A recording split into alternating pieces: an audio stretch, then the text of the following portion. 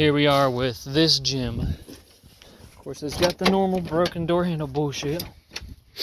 95, no ABS, thank goodness. That's the trouble he's got with that one there. To put a wheel bearing in it, and then it broke. The ABS sensor was broken, so I had to get a whole spindle because you can't get them, and you can't get them out without breaking them. So luckily it's a 95 like the black one. So 95 front wheel drive auto, cloth interior, 221,000 miles. It's pretty rough. Pretty rough. I've never seen the letters melt off like this in the back. My car didn't do it, and till I seen that car, and then this car has the same thing, melted off the back. Stock exhaust. It's a sunroof car, which is weird. Cloth interior, TSI front wheel drive. Cloth interior all wheel drive, no sunroof though.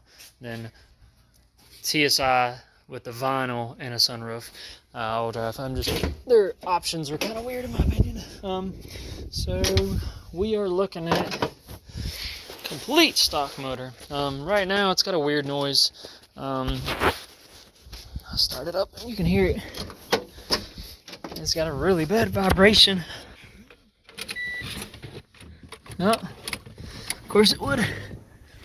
Battery, of course, needs the grounds replaced.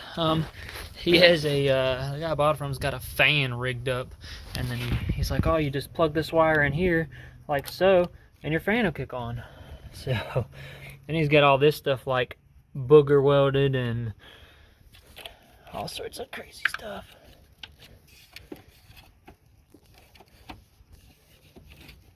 So we're gonna do the same thing, this thing that I did with the green car, basically. Holy crap, this thing is rough.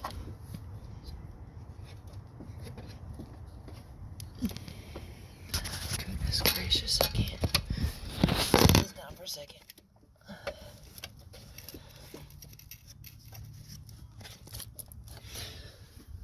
Yeah, so he's got a bunch of weird shit going on. Power steering looks a little bit, no big deal. Everything else looks fairly clean and whatnot.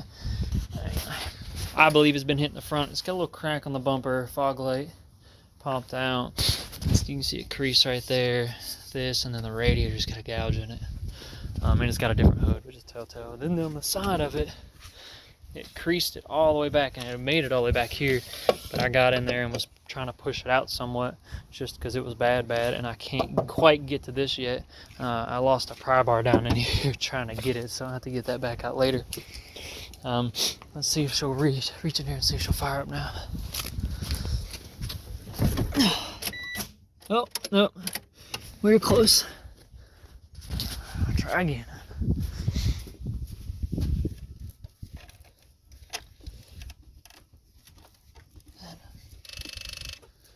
Okay, it's the ground. Gotta twist that thing. Grab. There's the vice grips out.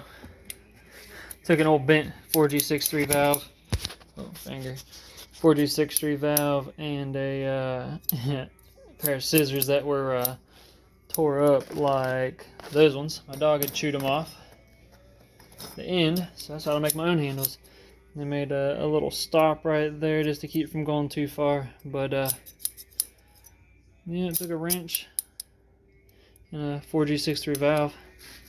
Just kind of goofing off. So vice grips, and then see if we can get this old girl to fire up so you can hear this nonsense it's got going on. A bit bigger.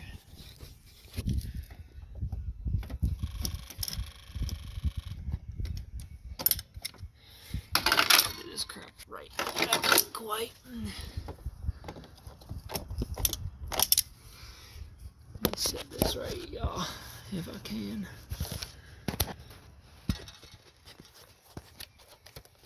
There we go.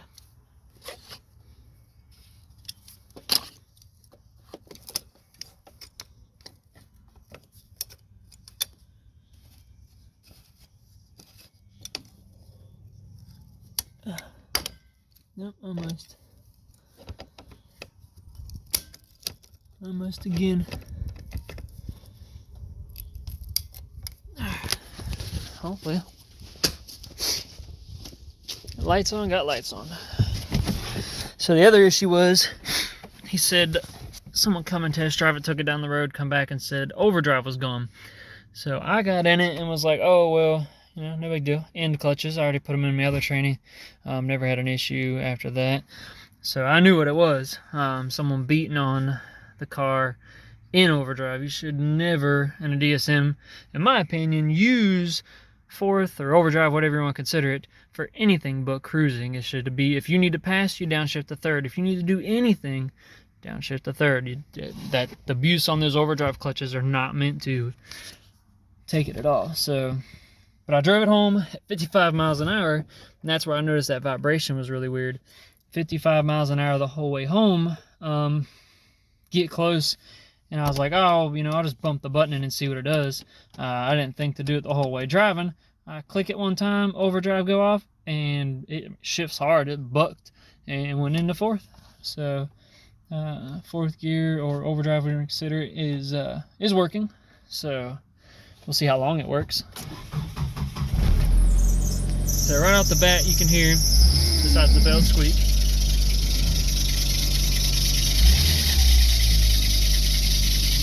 wait for this to go away some, and the power steering whine. You can feel the vibration even. Now listen.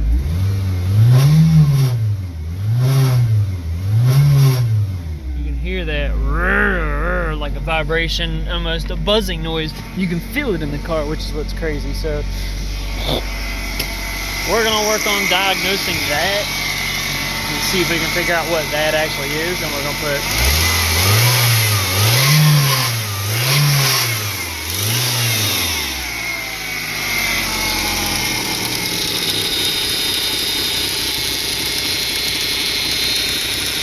seems to be a heat shield making some noise.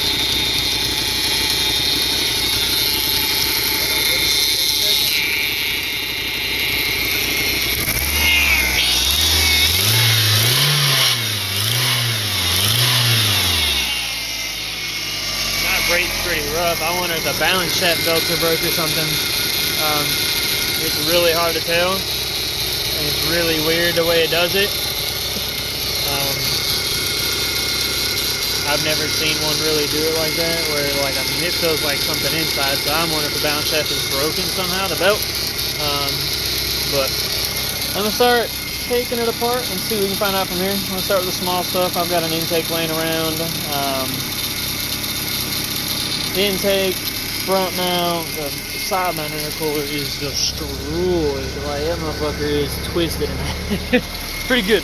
So we're gonna pull it apart and work on it. Alright, so as you can tell, obviously it is the next day. Started to work on this thing last night, and then went in to kind of start dinner and come back out, and the dogs decided they wanted to fight over tennis balls. So ended up having to get them broke up, and just was more worried about getting them cleaned up and whatnot afterwards. All the doggies are okay. Sparko's got a couple cuts. Hoosier wasn't part of it. Moroso wasn't really part of it, and CTSV had like a couple scrapes, but they were just kind of tussling a little bit. Nothing bad. So day 2, we're on this thing. I just pulled plug wires off. They don't look the best as far as like kind of busted up. Coil pack broken, which is no big deal, but every single clip is broken. That clip's broken, that clip's broken, that clip's broken, that's broken, that's broken. It's like someone didn't know how to take clips off. This thing is rattly. I'm gonna try and get this off and out of there. I'm ready to take plugs out, take a look at them. I'll probably pull the rail out because of the coil pack and swap it out with one. Or I'll put the coil and plug setup that I've got in here laying around. But overall, I mean, body wise, there's no rust in the shock towers. I mean, they're actually really kind of clean. It's like someone had an amp in here at one time. So look bad. The oil's kind of old and dirty-ish. So transfers don't look bad. Who's your get out there?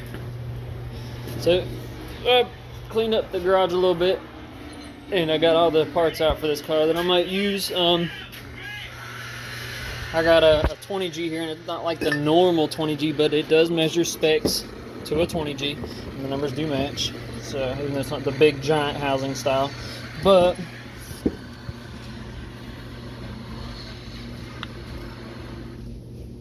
it does have a little bit of play. We may put it on and try and see if oil will fill up that void or not. Most likely not, but we'll see. We'll get to that point. Got a set of plug wires, got a coil and plug set up, homemade, a couple MAFs. I've got a GM mass airflow with a MAF translator. I've got the Assembly, which is I put in his car. I've got an SAFC over here. Just some bolt-on stuff. This is a steel elbow, which I don't care for because I don't have any steel intake air bungs. I've only got an aluminum one, which you all know that won't work. So most likely, the TIG welder's supposed to show up today. We will probably cut off an elbow and build our own aluminum elbow off of the throttle body, and then I've got an aluminum bung up there. I'll weld on it. Depending on if we use the MAF translator or what we end up doing, I've got a ginormous FP intake, which is overkill for that. So most likely we'll use this. Gonna block off the blow-off valve recert. FP manifold I've had nothing but issues with. Cracked there. He's got a crack there. So I'm gonna clean that up with a Dremel and weld that back up and try and see if I got any other cracks anywhere. So that is the plan. We're gonna put a fresh set of plugs in, which I've got boxes and boxes of plugs for DSM. So that is the plan. Watch some 1320. That is the plan. So we're going to get started on pulling plugs, check them, see what it looks like. Maybe pull a top timing belt cover off, see what timing is like, because this thing revs really slow compared to what I feel it should, unless it's got a clogged cat or something, because it makes all sorts of god-awful noises when you rev it. So we're going to start replacing some stuff, see how it goes, and check back in a minute. So I am taking the plugs out and slowly launch. Not even tight, like I barely hand over top of the ratchet. Not even, I'm gonna do it like this. Not even no leverage, just twist, super easy. So I put plugs in, just snugged them up. So got some, had a couple sets of these BR6 ESs laying around instead of the BPR6s. These, if you can see there, the tip does not protrude out that far. The tip literally just sits off the top, so less chance of blowing off spark, even though these are 6s and not have that much of an issue. But I just had them laying around, so I'm gonna carry on with checking these. I'm gonna check the ohms on these, make sure these are straight before I put them on. I'll get back to it in a second. So these are the plugs that came out of it. As you can tell, I'll focus here. Not the greatest looking plugs.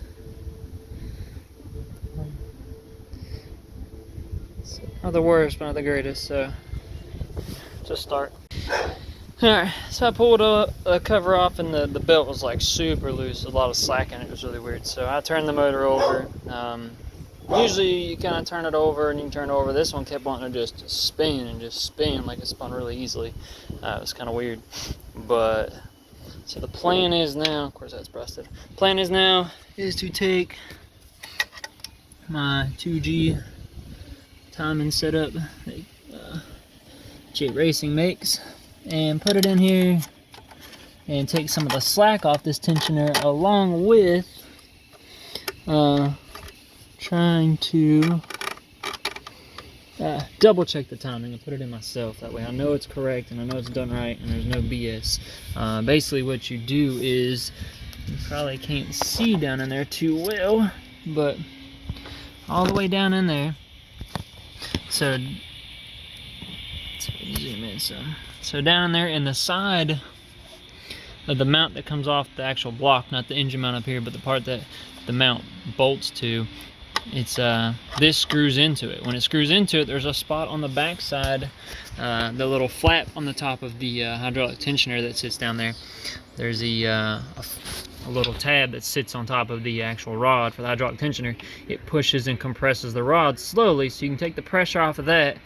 Then you would take, this would be in place to hold the cam gears. You would take then this, put it in the, you know, mechanical adjustable tensioner, not the hydraulic one, and you'll snug it up, tighten the bolt back down, and then you let the pressure off the hydraulic. The hydraulic's gonna take up the slack or whatever this stretches over time.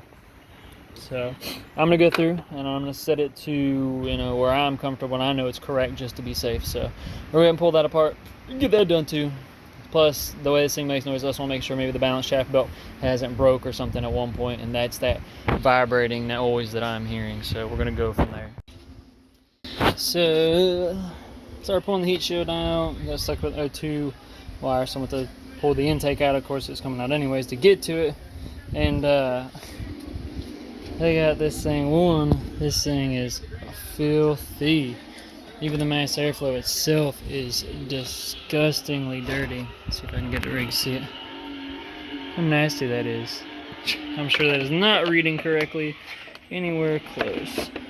So we have to pull the bottom out. They've got duct tape covering up 2 bolt holes and a self-tapper holding it in. They just ran her down in and let her eat, basically.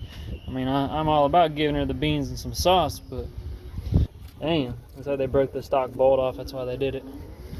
But we're getting there. There's a little bit of someone done been in here. Someone got hit pretty good on this side. You can't tell with that fender, but man, they hit something right here, because this is kinked. That's kinked pretty good. Everything structurally looks alright. It's just this inner metal, sheet metal. So we'll keep going. We'll see what else we come across as we go. So we're getting there. Alright, so just looked at my text messages and it says FedEx delivered. Is about to go out here and see. Ooh, I see it. Ooh, I see it. Alright, so get in here and I don't know if you can tell how effed up that balance shaft idler is, but it's pretty torqued. And I noticed that, if you look right there's the timing mark, that little notch right there. First gens go over there. Second gens go right there. So pretty sure this thing was pretty well also out of time. So we're going to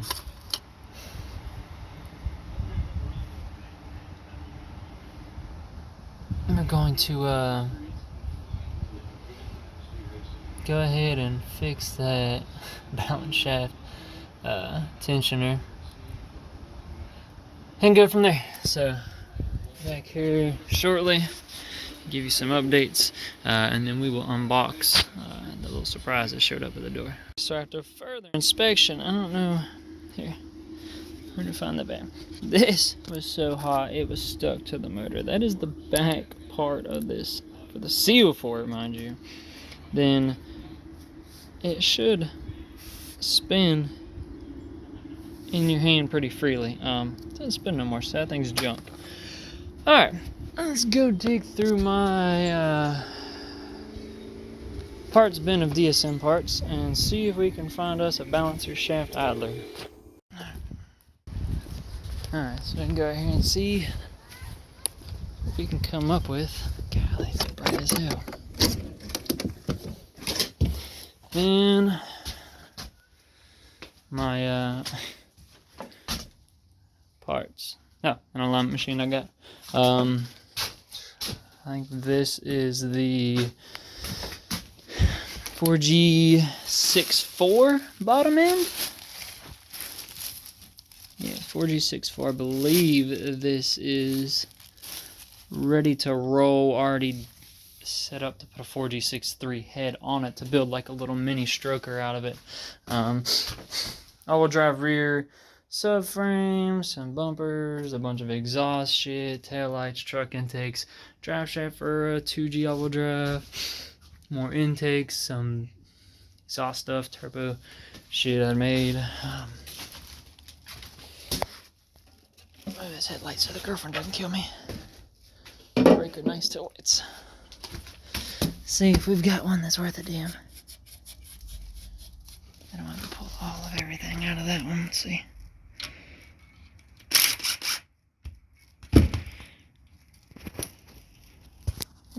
Around there.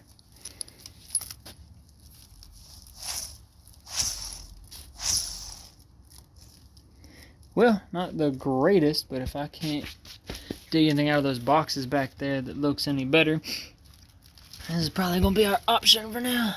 Go get some tins and take that off, and we'll see what that comes up with. Ow, that's killing me.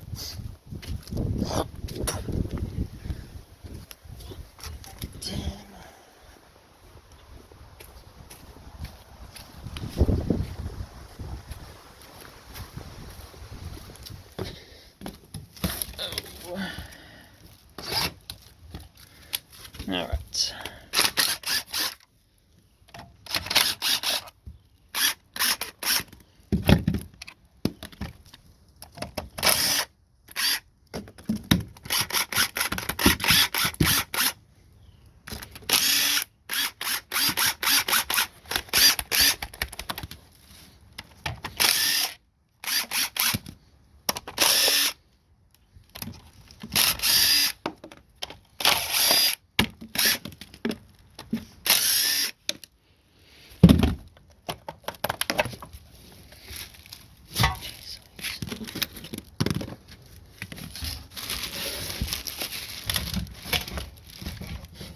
Hold on 1 second.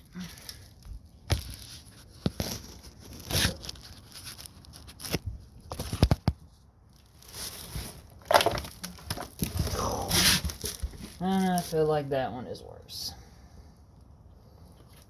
I don't even know where this one came from. Gold. It's nasty. Fuck. Nope. That one's solid as a rock. Alright, so I don't know if you can tell or not here. I'm sure you can, plain as day.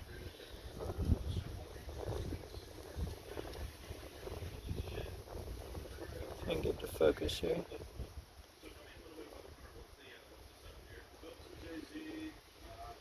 Anyhow, you can tell, plain as day. The one that come off it right here is toast. It's been sitting there from where that pull, that idler or tensioner pulley does not spin. It's just been rubbing this thing raw.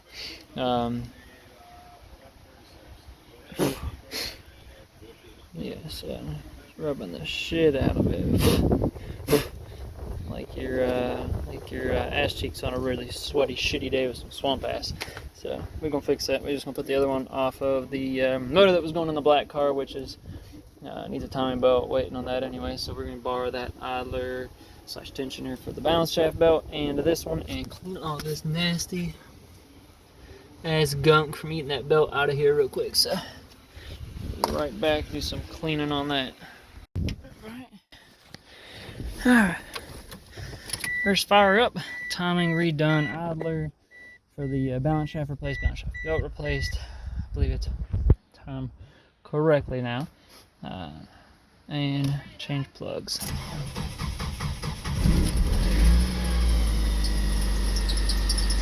Still got squeak. It's on the power steering.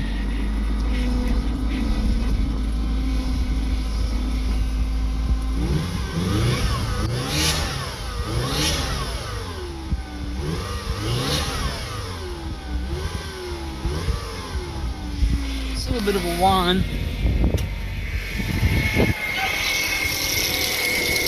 Yeah, oil WD-40.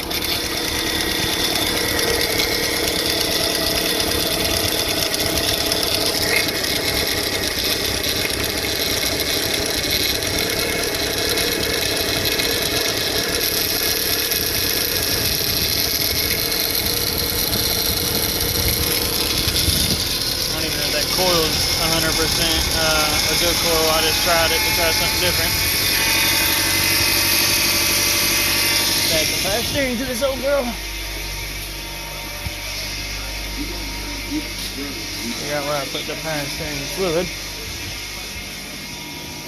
ATF, ATF, ATF.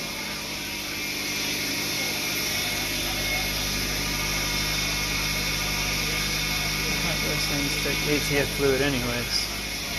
Let me look. It's still doing that surging on the idle, but it revs and sounds. It's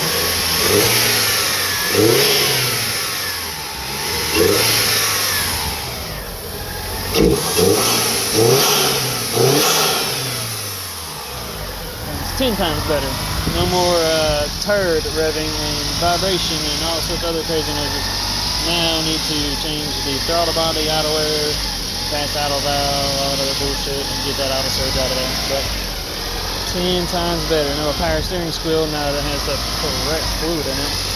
He's putting regular power steering fluid in it. It's supposed to have Dex 2, I believe is what it says in the manufacturer specs. So, hey, I'm happy with it. She ain't nothing too crazy. I'm gonna plug this fan in here. There, you got some fan movement going on. Put some of that heat out of that radiator. But next time we will drive it and we'll see what she does. Let's see how old.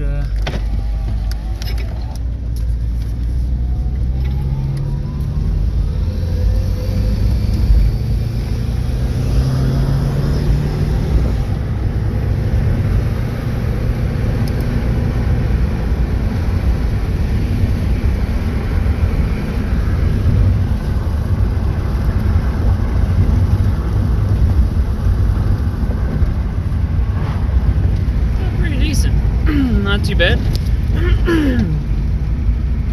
pretty peppy for what it is, and as you can tell, overdrive works. So I'm gonna guess. Hey, I'm gonna guess that. I don't know. He's an idiot. I don't know. Something happened. But as long as you don't use overdrive to pass, as long as you click it down, you should not hurt the overdrive clutches. So. Back. Come on. Scoot. Come on. Back. Come on. Back. Come on. Somewhere. Good boy. Just chilling out, huh? Say it. So, doing pretty good. Definitely be a nice little daily. Shitty ass wipers. A lot of stuff needs to be Hoosier. And bro, you gotta get in the back.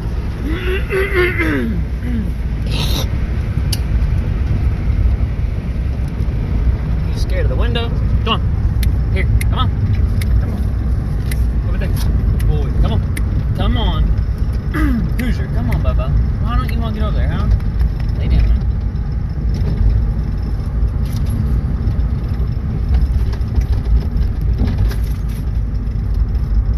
Oh, all this shit is back here, Bubba.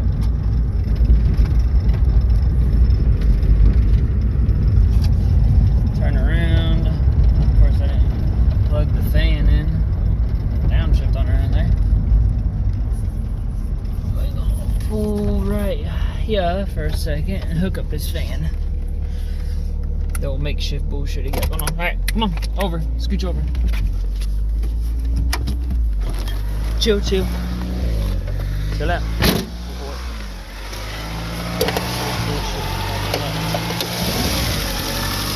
Plug my fan in.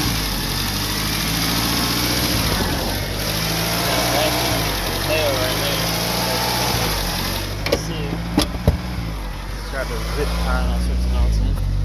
Common DSM door handle broken. Drive me nuts. Hoosier, you ain't going on no more rides if you don't scoot. Over now, come on. Get over there and stay. Come on, go, go. In the back, good boy.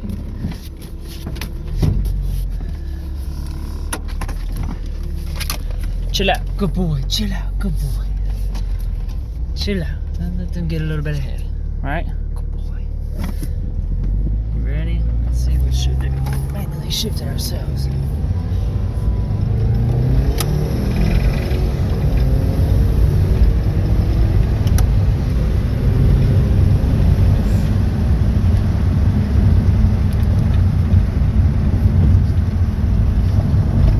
It's not bad. The 3/4 shift is pretty hard, but the other ones ain't bad. I mean, I'm sure it's got a boost leak, for sure. This headliner's ridiculously disgusting. Who's driving the beat your butt, bro? Come on. We can't both fit. Anyway, so that is the plan. The plan is front mount. We get ready to go fire up the TIG. And we'll get. That'll be the next thing on this. Is actually probably downpipe. Put 20G the FP on. See if we can get. See if we can figure out if that 20G is any good. But if we can get that on and downpipe, I'll make an exhaust for it and a front mount. Change the blow-off valve, that broken junk one. There's another stock one back here. It's broken. It's crap too. Those things. Maybe just pull the restrictor out of the factory boost solenoid. I'm not sure. We might stick a boost controller in it. I don't know.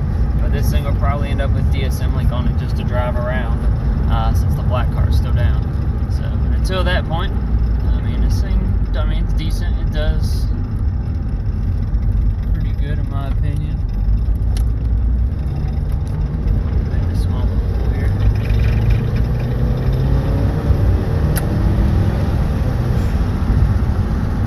Some choo-choo, good choo-choo noises. Turn around and we'll go from like a dead stop at first. Let's see what she does. Oh, found a place to turn around. It's actually there we go. Turn this parking lot right here, real quick. Make sure ain't no police coming no way. Ooh.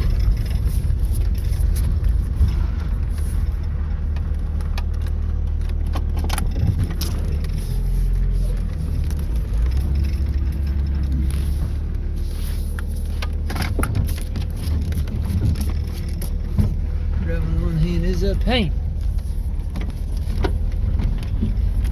Ooh. Very good. Ready, Hoosier? Ready?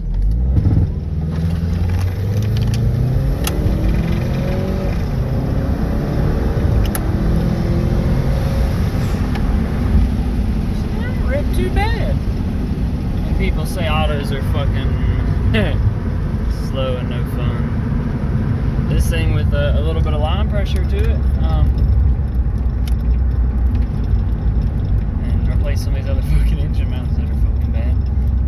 A little line pressure and exhaust, fucking intake and shit. She ought to be a fun little daily. I'll probably just keep the stock injectors. I ain't gonna lean on it too hard. Maybe put a Walbur 190 in the tank. The kids out here playing.